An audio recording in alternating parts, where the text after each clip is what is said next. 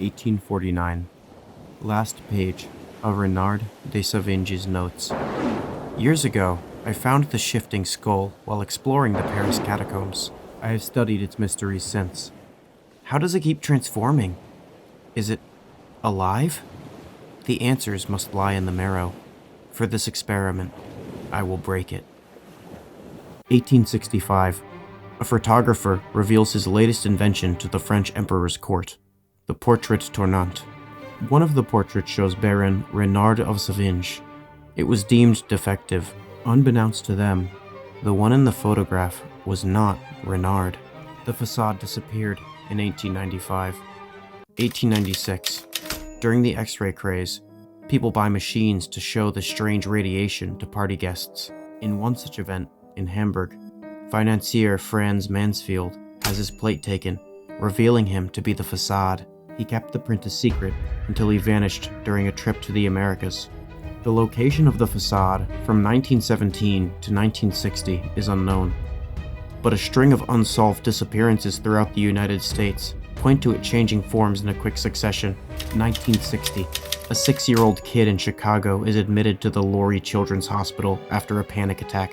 She claims there is a monster pretending to be her mother. Her records show another panic attack at age 23, thought to be at the time when the facade chose a new victim. 1977, a report to the Chicago PD. I swear he ate her. They were fighting, she lunged at him, it was a blur, and then she was gone. There he was, swollen, down on the floor, his face shifting. The report was not investigated. The facade's current location is unknown. Yeah, damn! Some sort of shape-shifting being that disguises itself as members of humanity by jumping inside of them and then morphing into them only to skip town and disguise as someone else the moment it's discovered. This is a lot of information, so to help your smooth human brain to understand, let's go through the situation the evidence presents step by step. Our story starts in 1849, when a researcher finds a skull while exploring the Paris catacombs. The skull is warped and distorted. Not only that, but it appears that the shape of the skull continues to grow and change, almost like it's still alive. The researcher claims that he will attempt to break the marrow to see how the skull functions. But we never learn if he had any findings, because he's bad at following through on his promises because he's the facade now. Following this, the facade, disguising as Renard because it jumped inside his body, is documented in France when a photographer uses what looks like a combination of a lazy Susan and an old-fashioned camera to reveal that half of this guy's face is a hideous chicken monster. That was uncalled for. 30 years later, the facade disappeared, and then 1 year after that, the creature reappears in Hamburg, Germany. The facade, now disguised as one Franz Mansfield, has his X-ray plate taken at a party. Weird. Humans nowadays normally just drink fun poison at parties. This X-ray plate reveals his weird shifty skull, which seemingly makes him self-conscious because he kept the plate a secret, and then a little while later, skipped town again. No one knew exactly where the facade went, but in this time, a string of disappearances in the US pointed to traveling incognito through America, the land of opportunity. Wait, sorry, so that's a typo. The land of obesity.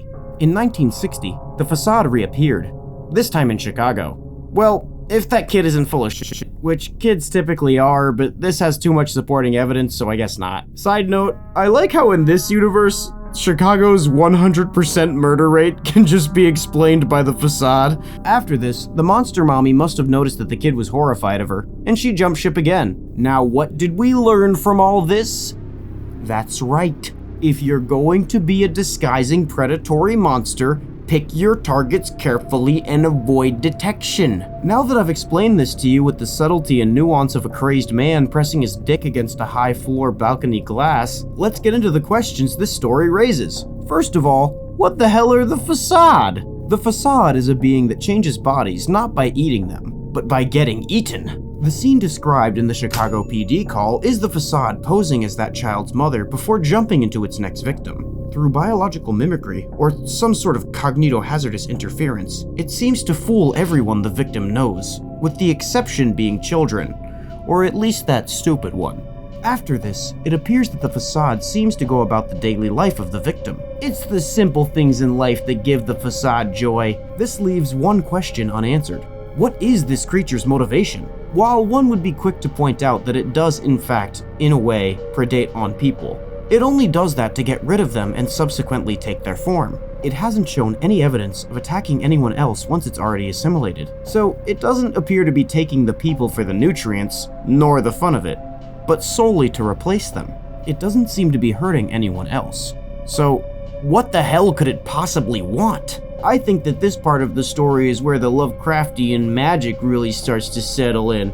Sure, it would be hella spooky if we were told exactly what the plans were for this little creature's dastardly deeds. But I think it's even scarier if it's left unknown, and our minds are left to run wild with its possibilities. Is it ingratiating itself into family units to more effectively understand human psychology and biology? It could even be studying our habits in order to create some sort of super product to sell back to us with a multi-level marketing scheme to keep us all enslaved as both producer and consumer. No, wait.